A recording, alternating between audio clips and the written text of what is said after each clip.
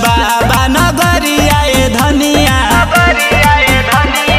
बाबा भोले दानी के कहानी बटे भारी, भीड़ बोरियार बटे जात नइखे गाड़ी। इहे सोची सोची हमर मन घबराता, देखी मीठा मीठा बरसता सावन के पानी। इहे सोची सोची हमर मन घबराता, देखी मीठा मीठा बरसता सावन के पानी। इहे सोची सोची हमर सावन के पानी। Music by Kanhaiya Rathore.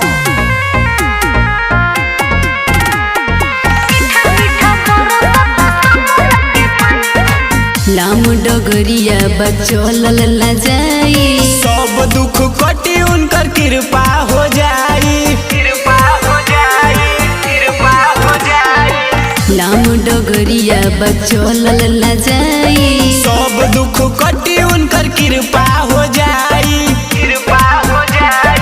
उनही के कृपा से खेलता निशानी, जानतानी हुए महान भोले दानी।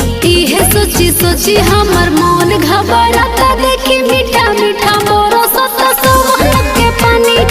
इहे सोची सोची हमर मन घबराता, देखी मीठा मीठा बरसता सावन के पानी। मीठा मीठा बरसता, मीठा मीठा बरसता